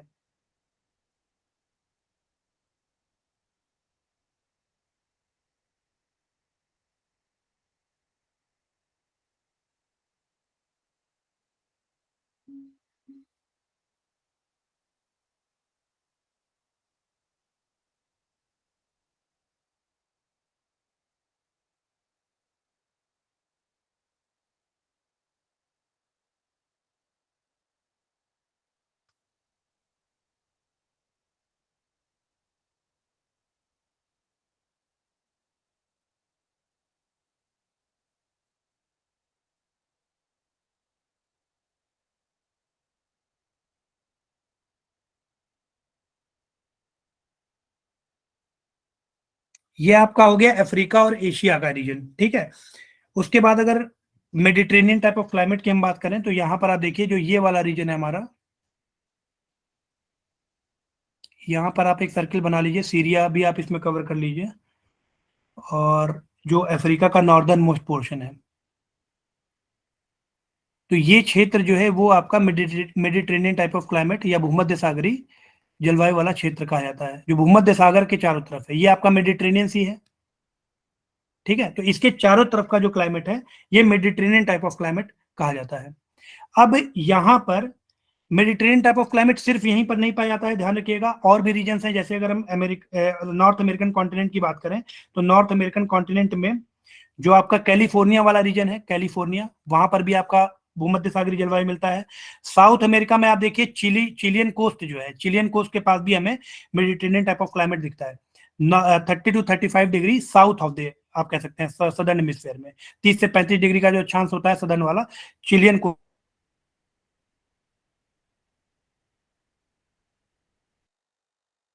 आता है, एक बिल्कुल सदर्न पार्ट, जैसे आपका यहाँ पर सपोज करो ये ऑस्ट्रेलिया है, तो यहाँ पर जो 30-35 वाला रीजन है यहाँ पर भी मेडिटेरेनियन टाइप ऑफ क्लाइमेट में देखने को मिलता है। मेडिटेरेनियन सी के पास इसका जो एरिया है वो बहुत ज्यादा है, इसलिए इसी के नाम पर ये क्लाइमेट हर जगह जाना जाता है, ठीक है। अब ये शिफ्टिंग उत्तरी गोलार्ध में भी हो रही है, दक्षिणी गोलार्ध में भी हो रही है, तो आपको पता है कि 30 से 35 का एरिया जो उत्तरी गोलार्ध में होगा या जो आपका दक्षिणी गोलार्ध में होगा, दोनों जगह ही आपके भूमध्य सागरीय जलवायु देखने को मिलेगी। अब यहाँ पर ये तो नॉर्मल कंडीशन में आप कह सकते हो कि ये मैप है, इसको आप एक तरीके से और समझ सकते हैं। इसको इसके लिए अगर हम दो मैप बनाए, या आपको जीसी लियोंग वाला वो फिगर याद होगा अगर लैटिट्यूड से कंपेयर करने में आपको दिक्कत हो रही है, तो ये आपका इक्वेटर है, इक्वेटर के ऊपर आप देखिए दोनों तरफ ये आपका इक्वेटोरियल टाइप ऑफ क्लाइमेट था। इक्वेटोरियल टाइप ऑफ क्लाइमेट के ऊपर एक आप लाइन बना दो, इसको 3 पार्ट में डिवाइड कर दो, तो यहाँ पर आपका डिजर्ट रीजन था। ये हम बात कर रहे हैं इक्वेटोरियल रीजन की, ठीक है। इक्वेटोरियल के ऊपर आप जाओगे तो जो आपका डिजर्ट रीजन है बीच में आपको मिल रहा था सवाना, अगर अफ्रीका की बात करें, और यहाँ पे monsoon type of climate India की बात कर ले तो, ठीक है। ठीक इसी तरह यहाँ पर भी अगर आप एक बॉक्स बनाओ तो यहाँ पर भी आपको डिजर्ट मिल रहा था, सवाना और मेडिटेरेनियन। इसके बाद जो 30 से 35 डिग्री वाला अक्षांश था हमारा, वहां पर आप देखिए जो सबसे किनारे जो क्लाइमेट हमें मिल रहा था वो कौन सा क्लाइमेट था, वो आपका मेडिटेरेनियन टाइप ऑफ क्लाइमेट था, उत्तरी और दक्षिणी दोनों दोनों गोलार्ध में, ठीक है। तो ये आपका ऑस्ट्रेलिया को रिप्रेजेंट कर रहा है, आप कह सकते हैं, और ये वाला जो रीजन है ये आपका रिप्रेजेंट कर रहा है मेडिटेरेनियन सी के इर्द गिर्द जो कंट्रीज आपकी हैं, Portugal, Spain, France, Germany, Italy, Greece, है ना, लेबनान, उसके बाद इसराइल, यहाँ पर आप आ जाएंगे तो Syria, Egypt, Syria, Egypt, Libya, Syria ऊपर है यहाँ पर, फिर इजिप्ट, लीबिया, ठीक है। तो ये वाला जो रीजन है मेडिटेरेनियन के चारों तरफ, ये आपका भूमध्य सागरीय जलवायु को फैसिलिटेट करता है। अब इसको आप ऐसे समझिए, दो फिगर में इसे हम समझेंगे कि ऐसा क्यों होता है। सबसे पहले नॉर्मल कंडीशन बनाएंगे और फिर शिफ्टिंग के कारण क्या हो रहा है वो देखेंगे, ठीक है। तो यहाँ पे इसको हम 2 पार्ट में डिवाइड कर दे रहे हैं। अगर नॉर्मल कंडीशंस की हम बात करें,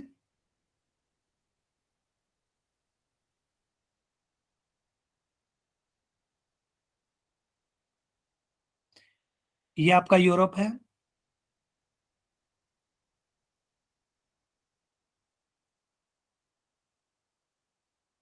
ये इटली हो गया, ये ग्रीस हो गया, यहाँ पर आपका अफ्रीकन पेनिनसुला या अफ्रीकन कॉन्टिनेंट है, स्टेट ऑफ जिब्राल्टर बना दिया हम लोगों ने, ये अफ्रीका हमने बना दिया, रेड सी हो गया आपका, ठीक है, पर्जियन गल्फ हो गया, ये भारत हो गया, इंडिया हो गया। ये तो यहां पर हम बनाएंगे नॉर्मल कंडीशन। नॉर्मल कंडीशन कहने का मतलब क्या है कि जब सन है आपका कहां पर लंबवत है, इक्वेटर के ऊपर, मतलब इक्विनॉक्सेस की हम बात करेंगे। यहां पर भी एक फिगर बना देते हैं,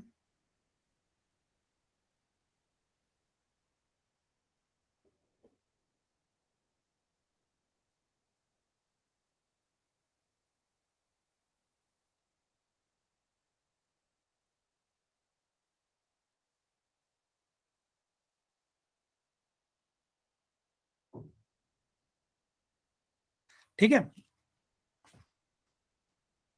इसको ऊपर बढ़ा लेते हैं थोड़ा सा। ये आपका स्कैंडिनेवियन कंट्रीज हो गया।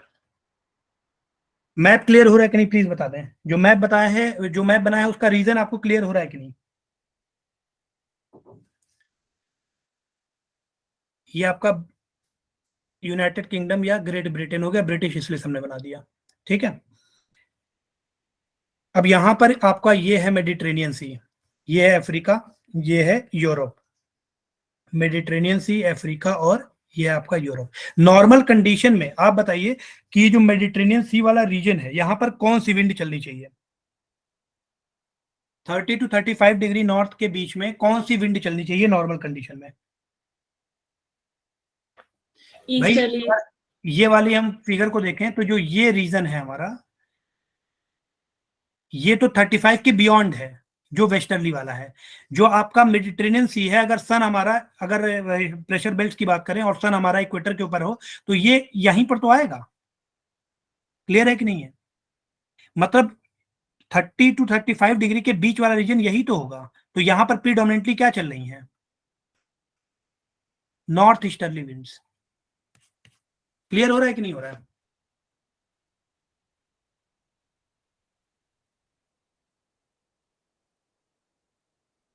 जब सन आपका इक्वेटर के ऊपर है तो जो आपका मेडिटेरेनियन सी वाला रीजन है वहां पर ईस्टर्ली से ये प्रभावित है कि नहीं है, प्लीज बताएं।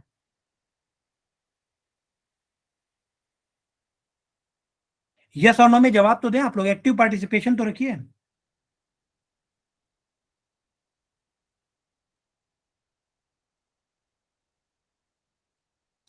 अगर हम समर्स की बात करें, ठीक है, समर्स के टाइम पर आप बताइए कि ये जो रीजन है मेडिटेरेनियन सी वाला, ये किन विंड्स के इफेक्ट में आएगा। ये वाला आप डायग्राम देखें। अगर हम समर की बात करें, समर्स के टाइम पर ये जो बेल्ट है इक्वेटोरियल लो प्रेशर वाला, ये ऊपर की तरफ शिफ्ट हो गया, यहां पर आ गया। सब ट्रॉपिकल हाई प्रेशर बेल्ट भी ऊपर की तरफ आ गया। आपको पता है कि जो विंड की डायरेक्शन है यहां पर वो कैसी है, इस जगह पर विंड की डायरेक्शन कैसी है, high pressure to low pressure है और इस तरह से है। तो अभी भी ये ईस्टर्लीज के ही चपेट में है। लेकिन अगर हम विंटर्स की बात करें, विंटर्स के टाइम पर जो ये वाली बेल्ट है साउथ सब ट्रॉपिकल हाई प्रेशर बेल्ट, ये जब नीचे की तरफ शिफ्ट हो रही है तो अब यहां पर इस रीजन में कौन सी विंड से आ रहे हैं। आप लोग विजुलाइज नहीं कर पा रहे हैं क्या भाई। अगर हम समर्स की बात करें, रेनफॉल किस कंडीशन में होती है, most part of the world, अगर दुनिया के हम हिस्सों की बात करें तो वहां पर रेनफॉल किस क्लाइमेट में होती है, किस सीजन में होती है।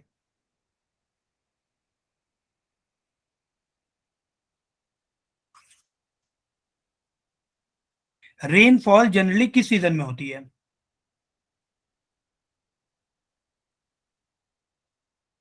समर। समर सीजन में रेनफॉल क्यों होती है।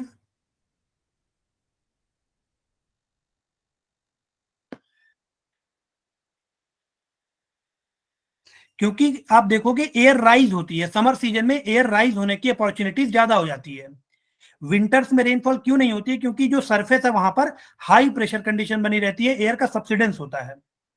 एक तो रीजन रेनफॉल का ये हो गया। दूसरा, सपोज करो कोई कोस्टल एरिया है,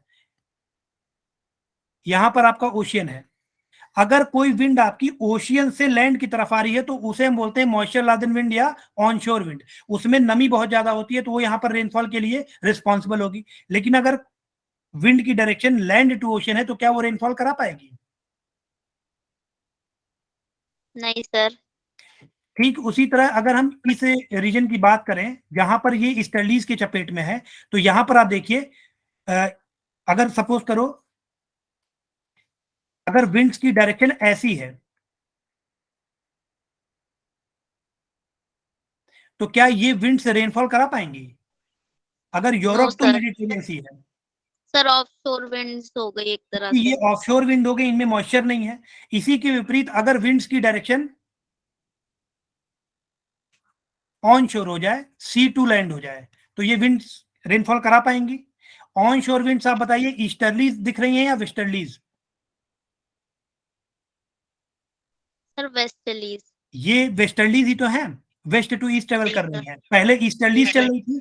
तो जो आपका विंटर सीजन है, विंटर्स के टाइम पर अगर इस फिगर में हम देखें तो नॉर्मल कंडीशन में, या फिर आप कह लीजिए नॉर्मल की बजाय इसको अगर आप समर कह लीजिए, क्योंकि रेनफॉल मैक्सिमम समर कंडीशन में होती है।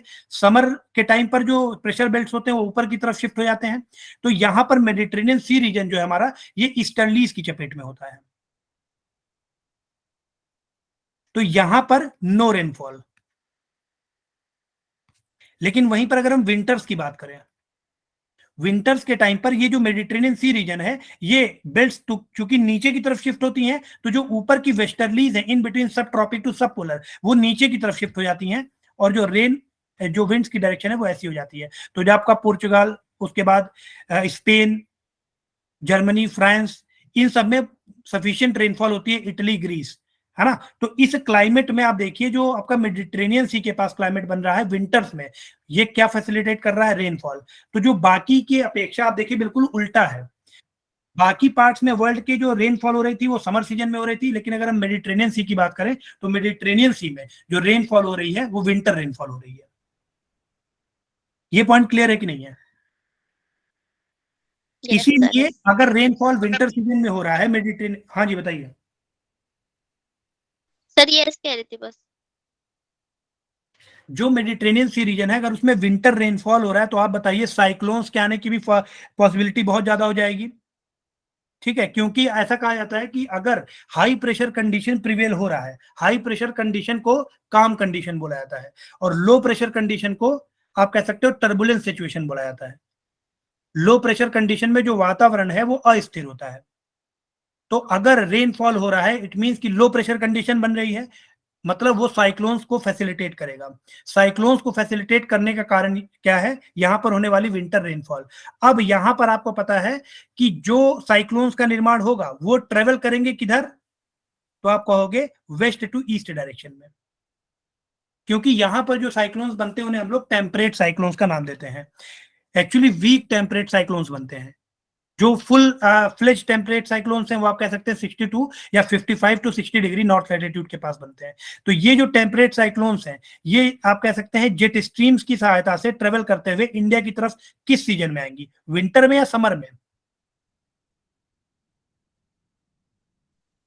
Sir winter. कल एक क्वेश्चन हम लोग कर रहे थे उसमें हम लोगों ने देखा था कि जो विंटर रेनफॉल होती है भारत में वो नॉर्थ वेस्टर्न पोर्शन है हमारा, जो वेस्टर्न उत्तर प्रदेश, दिल्ली, पंजाब, हरियाणा, इसमें जो विंटर रेनफॉल हो रही है उसका मेन कारण बताया जा रहा था वेस्टर्न डिस्टर्बेंस। इस वेस्टर्न डिस्टर्बेंस का कारण आपने अब आपको समझ में आ रहा होगा, क्योंकि जो मेडिटेरेनियन रीजन है वहां पर रेनफॉल विंटर्स में हो रही है, जो वातावरण अस्थिर है वो विंटर्स में है, तो जो साइक्लोन्स बन रहे होंगे भाई वो विंटर्स में बन रहे होंगे। इसी कारण से जब ये cyclones west to east travel करके इंडिया के ऊपर आते हैं तो वहां पर ये रेनफॉल को फैसिलिटेट करते हैं। पॉइंट क्लियर हो रहा है कि नहीं जो कल क्वेश्चन हम लोग कर रहे थे?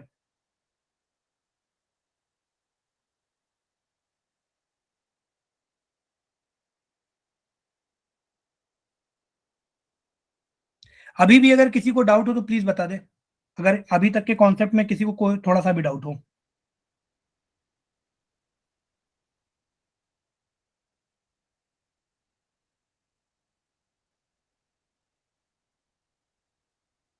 कोई क्वेश्चन हो जो आपको पूछना हो?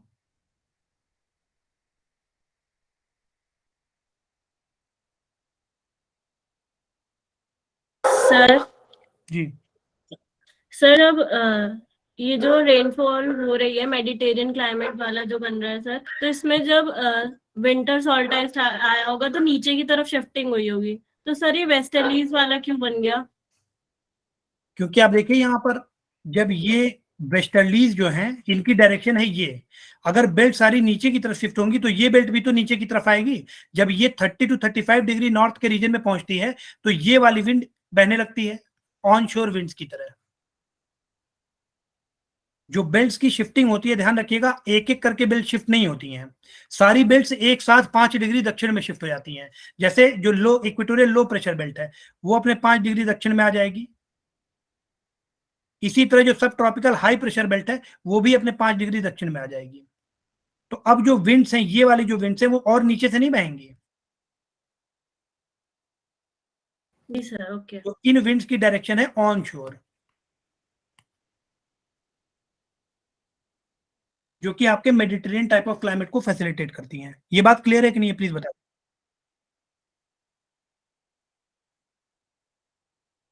और कोई किसी का क्वेश्चन है तो प्लीज पूछ ले।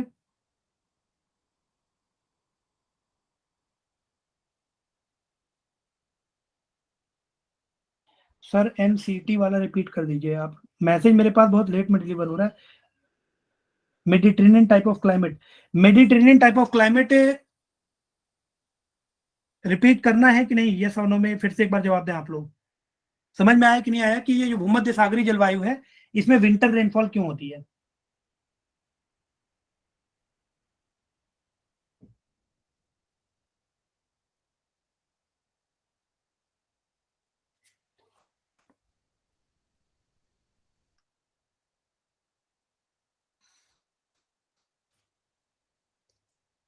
ठीक है। अब इसी तरह अगर मॉनसून टाइप ऑफ क्लाइमेट की हम बात करें तो monsoon type of climate Bharat में किस सीजन में आता है, समर में या विंटर में?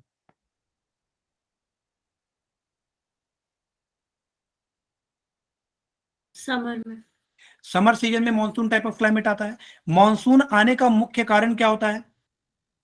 भारत का जो मेन लैंड है, इंडिया का जो मेन लैंड है, उसके और इंडियन ओशियन जो है हमारा, इनके बीच में एक प्रेशर ग्रेडियंट डेवलप हो जाता है।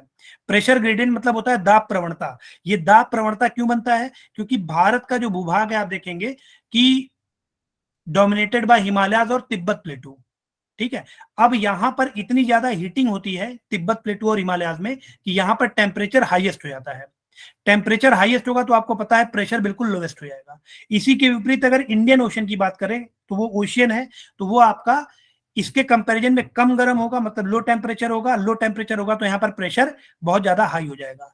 तो मतलब यहाँ पर जो कंडीशन बनती है वो इंडियन ओशन में हाईएस्ट प्रेशर की हो जाती है। अगर हम इसको ऐसे देख लें या इंडिया ही बना लेते हैं,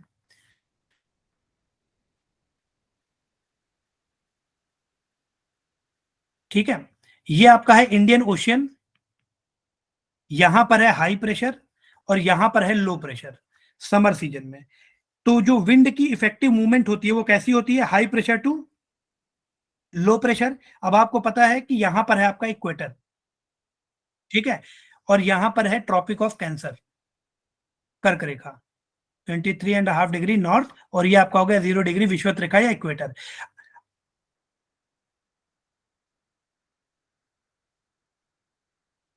मेरी वॉइस क्लियर हो रही है कि नहीं, प्लीज एक बार बता दें, वॉइस आ रही है कि नहीं? यस। तो अब यहां पर देखिए पहले कन्वर्जेंस कहां पर हो रहा था? इंटर ट्रॉपिकल कन्वर्जेंस जोन अगर नॉर्मल सिचुएशन की हम बात करें तो कहां पर बन रहा था? इक्वेटर के ऊपर। लेकिन जब हमारा 21 जून को सन जो ट्रॉपिक ऑफ कैंसर या कर्क रेखा के ऊपर ओवरहेड होता है, तो ये जो इंटर ट्रॉपिकल कन्वर्जेंस जोन है ये ऊपर की तरफ शिफ्ट हो जाता है। तो ये कन्वर्जेंस जो यहां पर हो रहा था ये कन्वर्जेंस यहां पर होने लगता है इस तरह से।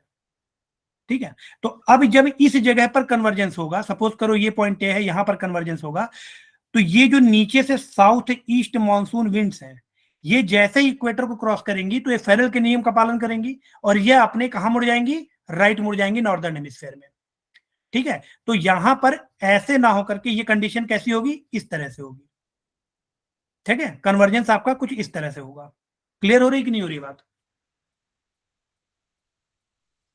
सर साउथ वेस्ट टर्न हो जाएंगी?